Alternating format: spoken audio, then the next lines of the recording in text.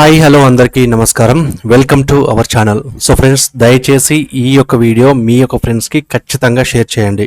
ఎందుకంటే కేంద్ర ప్రభుత్వ సంస్థ అయినటువంటి ఇండియన్ ఎయిర్ ఫోర్స్లో మనకి గ్రూప్ సి సివిలియన్ ఉద్యోగాలకు సంబంధించిన నోటిఫికేషన్ అయితే తాజాగా విడుదల చేశారు. సో ఈ నోటిఫికేషన్ సంబంధించి మనకు ఇంటర్మీడియట్తోనే 18 సంవత్సరాల నుంచి 25 సంవత్సరాల మధ్యలో ఉన్న అందరికీ కూడా ఈక్వల్ ఆపర్చునిటీస్ అయితే ఉంటాయి. సో ఇది తెలంగాణ అయినా, ఆంధ్రప్రదేశ్ అయినా, మరి ఏ స్టేట్ అయినా మేల్ అండ్ ఫీమేల్స్కి అందరికీ కూడా ఈక్వల్ ఆపర్చునిటీస్ ఉంటాయి. కాబట్టి దయచేసి వెంటనే ఈ యొక్క వీడియోను మీ యొక్క ఫ్రెండ్స్కి అయితే షేర్ చేయండి. ఎందుకంటే ప్రతి ఒక్కరు కూడా ఇండియన్ ఎయిర్ ఫోర్స్లో పనిచేయాలనే అవకాశాన్ని ఎదురు చూస్తుంటారు. కాబట్టి వారికి ఈ యొక్క వీడియో చాలా బాగా ఉపయోగపడుతుంది. దయచేసి మీ యొక్క ఫ్రెండ్స్కి ఈ యొక్క వీడియోని అయితే షేర్ చేయండి. సో ఫ్రెండ్స్, ఇండియన్ ఎయిర్ ఫోర్స్లో మనకి గ్రూప్ సి సివిలియన్ ఉద్యోగాలకు సంబంధించిన నోటిఫికేషన్ కాబట్టి ఈ నోటిఫికేషన్ మనకి చాలా మందికి ఉపయోగపడుతుంది. సో దీంట్లో మనకి ఆల్ ఓవర్ ఇండియాలో ఉన్నటువంటి చాలా ఎయిర్ ఫోర్స్ స్టేషన్లో ఉన్నటువంటి ఖాళీలకు సంబంధించిన నోటిఫికేషన్ కాబట్టి దేశవ్యాప్తంగా పనిచేసే అవకాశం అయితే మనకు ఈ యొక్క ఇండియన్ ఎయిర్ ఫోర్స్ ద్వారా మనకు కల్పిస్తారు. సో ఈ యొక్క నోటిఫికేషన్ సంబంధించి మనకు అప్లికేషన్ వచ్చేసి మనకు కేవలం ఆఫ్లైన్లో మాత్రమే మనం అప్లై చేయాల్సి ఉంటుంది. సో ఎక్కడ కూడా ఆన్లైన్లో అప్లై చేసే అవకాశం అయితే లేదు. కేవలం ఆఫ్లైన్ ద్వారా మాత్రమే ఈ యొక్క అప్లికేషన్ ప్రాసెస్ని తీసుకుంటారు. సో దీనికి సంబంధించి స్క్రీన్ పైన కనిపిస్తున్నటువంటి ఈ యొక్క ప్రొఫార్మ్ ఫర్ అప్లికేషన్ ఏదైతే కనిపిస్తుందో మీకు, ఈ యొక్క అప్లికేషన్ని మనకు అప్లికేషన్ ఫామ్ కింద మనం అప్లై చేయాల్సి ఉంటుంది. సో మనము ఏ పోస్ట్కి అయితే అప్లై చేస్తున్నామో ఆ యొక్క పోస్ట్కు సంబంధించిన పేరు అయితే మనం ఇక్కడ రాయాల్సి ఉంటుంది. అదేవిధంగా నేమ్ ఆఫ్ క్యాండిడేట్, మన యొక్క క్యాండిడేట్ నేమ్ ఎస్ఎస్సిలో ప్రింట్ అయిన విధంగా, అంటే 10th క్లాస్ సర్టిఫికేట్లో ప్రింట్ అయిన విధంగా ఏదైతే మన యొక్క ఫుల్ నేమ్ ఉందో ఆ ఫుల్ నేమ్ను మనం ఈ యొక్క బ్లాక్లో రాయాల్సి ఉంటుంది. అదేవిధంగా మన యొక్క లేటెస్ట్ పాస్పోర్ట్ సైజ్ ఫోటోగ్రాఫ్ని సెల్ఫ్ అటెస్ట్ చేసిన తర్వాత మనం ఇక్కడ పేస్ట్ చేయాల్సి ఉంటుంది. ఆ తర్వాత మన యొక్క father name, date of birth ఇక్కడ రాయాల్సి ఉంటుంది. అదేవిధంగా age as on the last date, అంటే ఈ యొక్క ఇయర్కి సంబంధించి మనకు ఈ యొక్క నోటిఫికేషన్ సంబంధించి లాస్ట్ డేట్ ఏదైతే ఉంటుందో ఆ డేట్కి సంబంధించి మనం ఎన్ని ఇయర్స్ కంప్లీట్ చేసుకున్నాము, ఎన్ని మంత్స్ కంప్లీట్ చేసుకున్నాము, ఎన్ని డేస్ కంప్లీట్ చేసుకున్నాము అనే విషయాన్ని మనం ఈ యొక్క కాలమ్స్లో రాయాల్సి ఉంటుంది. అదేవిధంగా మన యొక్క కరస్పాండెన్స్ అడ్రస్ ఏదైతే ఉంటుందో కరస్పాండెన్స్ అడ్రస్, అదేవిధంగా మన యొక్క పర్మనెంట్ అడ్రస్ రెండింటిని కూడా మనము ఈ యొక్క బ్లాక్లో రాయాల్సి ఉంటుంది.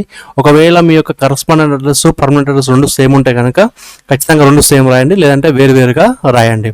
అదేవిధంగా మీ యొక్క క్యాస్ట్ కేటగిరీ ఏదైతే ఉంటుందో దాన్ని మీరు ఇక్కడ మెన్షన్ చేయండి. ఒకవేళ జనరల్ అయితే కనుక జనరల్ అని రాయండి, ఓబీసీ అయితే ఓబీసీ అని రాయండి, ఎస్సీ అయితే ఎస్సీ రాయండి, ఎస్టీ అయితే ఎస్సీ అని మెన్షన్ చేయండి. ఒకవేళ మీరు ఎస్సీ, ఎస్టీ, ఓబీసీలు అయితే కనుక ఖచ్చితంగా మీ యొక్క క్యాస్ట్ సర్టిఫికేట్ అనేది మనం ఖచ్చితంగా అటెస్టేషన్ చేయాల్సి ఉంటుంది. దీంతో పాటు అప్లికేషన్తో పాటు మనం సెల్ఫ్ అటెస్టేషన్ చేసి పెట్టాల్సి ఉంటుంది. అదేవిధంగా మీ యొక్క ఎడ్యుకేషన్ క్వాలిఫికేషన్ ఏదైతే ఉంటుందో దాన్ని మీరు ఇక్కడ మెన్షన్ చేయండి. దానికి సంబంధించిన ఒక అటాచ్మెంట్ కూడా, అటాచ్ ఫైల్ కూడా మనము సెల్ఫ్ అటెస్ట్ చేసిన తర్వాత మనం ఈ యొక్క అప్లికేషన్తో పాటు ప్రొవైడ్ చేయవలసి ఉంటుందని చెప్పేసి మనకు నోటిఫికేషన్లో తెలియజేశారు. ఎనీ అదర్ క్వాలిఫికేషన్స్ లేదంటే ఎక్స్పీరియన్స్ ఏదైనా ఉంటే కనుక దాన్ని మీరు ఇక్కడ మెన్షన్ చేయండి, లేకపోతే అవసరం లేదు. Category for which applied general, unreserved, OBC, SC, ST ఏదైతే ఉంటుందో దానికి సంబంధించి మీరు కేటగిరీని మెన్షన్ చేయండి. ఒకవేళ ఫిజికల్లీ హ్యాండిక్యాప్ అయితే కనుక మీరు ఇక్కడ మెన్షన్ చేయండి. అదేవిధంగా దానికి సంబంధించిన కాపీ ఏదైతే ఉంటుందో దాన్ని సెల్ఫ్ అటెస్టేషన్ చేసిన తర్వాత దీనితో పాటు పిన్ చేయండి.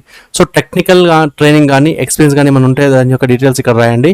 సో మీ డొమిసైల్ అంటే మీ యొక్క స్టేట్ ఏదైతే ఉంటుందో దాని పేరు ఇక్కడ రాయండి. ఒకవేళ తెలంగాణ అయితే తెలంగాణ అని, ఆంధ్రప్రదేశ్ అయితే ఆంధ్రప్రదేశ్ అని, మరి ఇంకో స్టేట్ అయితే మరి ఇంకో స్టేట్ పేరు ఇక్కడ రాయండి. సో ఇదంతా కూడా మనకు ఆఫీషియల్ రికార్డ్ సంబంధించి రాస్తారు కాబట్టి మీరు ఇక్కడ ఏం టచ్ చేయకండి. మనం యొక్క అక్నాలెడ్జ్మెంట్ కార్డ్ అనేది మనకి ఇక్కడ ఉంటుంది కాబట్టి మీరు ఈ యొక్క డీటెయిల్స్ని ఏం కూడా టచ్ చేయకండి, అలాగే ఎంటీగా వదిలేసేయండి. సో దాంతో పాటుగా మీ యొక్క సిగ్నేచర్ ఏదైతే ఉంటుందో దాన్ని ఇక్కడ ప్లేస్ చేసిన తర్వాత మీ యొక్క పేరు, మీ యొక్క రోల్ నెంబర్ ఇదంతా కూడా మీకు హాల్ టికెట్ రూపంలో ఇది ప్రొవైడ్ చేస్తారు. కాబట్టి ఈ యొక్క విషయాన్ని గమనించి దయచేసి మీరు ఈ యొక్క అప్లికేషన్ సంబంధించి ఆఫ్లైన్లో మాత్రమే చేయండి. అది కూడా ఈ యొక్క అప్లికేషన్ ఫామ్ని ప్రింట్అవుట్ చేసుకున్న తర్వాత మాత్రమే అప్లికేషన్ని సంబంధించి మీరు అప్లికేషన్ తీయండి అని చెప్పేసి కూడా మనకు నోటిఫికేషన్లో క్లియర్గా తెలియజేశారు. సో ఈ నోటిఫికేషన్ సంబంధించి మనకు మనకు ఎగ్జామినేషన్ అనేది మనకు రిటన్ టెస్ట్ అనేది ప్రొవైడ్ చేస్తారు. ఈ రిటన్ టెస్ట్లో వచ్చేసి మనకు 100% వెయిటేజ్ అనేది మనకు కల్పిస్తారు. సో ఈ యొక్క రిటన్ టెస్ట్లో వచ్చిన మార్క్స్ ఆధారంగానే మన యొక్క సెలక్షన్ ప్రాసెస్ అనేది ఉంటుంది. సో స్కిల్ టెస్ట్ కానీ, ప్రాక్టికల్స్ కానీ ఫిజికల్ టెస్ట్ కానీ ఉన్నా అవి కేవలం క్వాలిఫై మాత్రమే కావాలి, దాంట్లో ఎలాంటి వెయిటేజ్ అనేది ఉండదు అని చెప్పేసి కూడా మనకు నోటిఫికేషన్లో తెలియజేశారు. సో షార్ట్ లిస్ట్ అనేది ఒరిజినల్ సర్టిఫికేట్స్ ఎవరైతే ప్రొవైడ్ చేస్తారో వారి మాత్రమే మనకు షార్ట్ లిస్ట్ అనేది రెడీ చేస్తారు. సో దీనికి సంబంధించి లాస్ట్ డేట్ వచ్చేసి మనకు 30 days from the date of publication అనమాట. సో ఈ యొక్క 2 May నుంచి అంటే 2 May నుంచి మనకు ఈ యొక్క నోటిఫికేషన్ విడుదల అవుతుంది కాబట్టి ఈ డేట్ నుంచి మనకు 30 days లోపు ఈ యొక్క అప్లికేషన్ అనేది మనం కంప్లీట్ చేసుకోవాలని చెప్పేసి కూడా మనకు నోటిఫికేషన్లో క్లియర్గా తెలియజేశారు. కాబట్టి ఈ విషయాన్ని అభ్యర్థులు గమనించండి.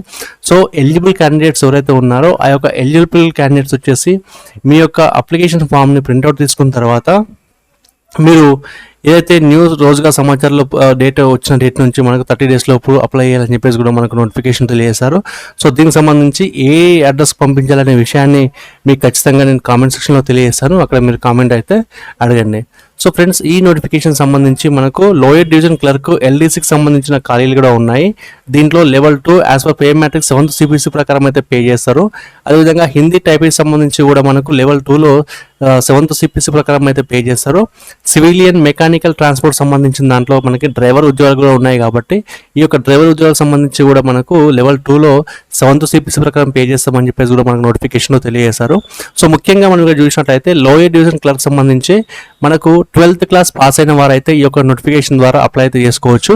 సో టైపింగ్ స్పీడ్ వచ్చేసి మనకు దాదాపు 35 words టు మనకు 30 words హిందీలో 35 words ఇంగ్లీష్లో టైప్ ఉండాలని చెప్పేసి కూడా మనకు నోటిఫికేషన్లో తెలియజేశారు. అదేవిధంగా హిందీ టైపింగ్ సంబంధించి మనకు 35 words per minute ఇంగ్లీష్లో 30 words per minute హిందీలో కంప్యూటర్ మీద టైప్ చేస్తూ ఉండాలని చెప్పేసి కూడా మనకు నోటిఫికేషన్ తెలియజేశారు.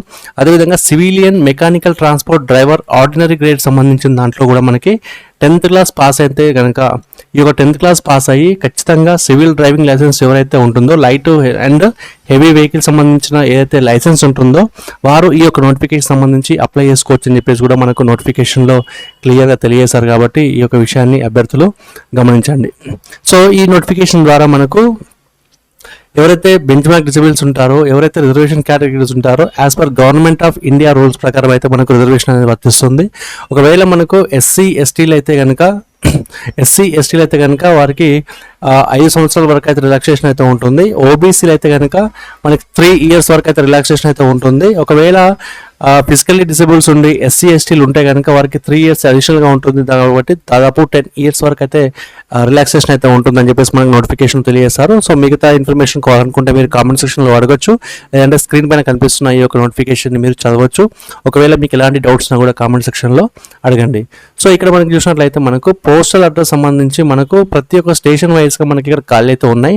సో మీకు ఏ స్టేషన్కి అయితే ఏ ప్లేస్కి అయితే అప్లై చేస్తున్నారో ఆ యొక్క డీటెయిల్స్ అనేది మనం ఖచ్చితంగా అప్లికేషన్ ఫామ్తో మనం ప్రొవైడ్ చేయాల్సి ఉంటుందని చెప్పేసి కూడా మనకు నోటిఫికేషన్లో తెలియజేస్తారు.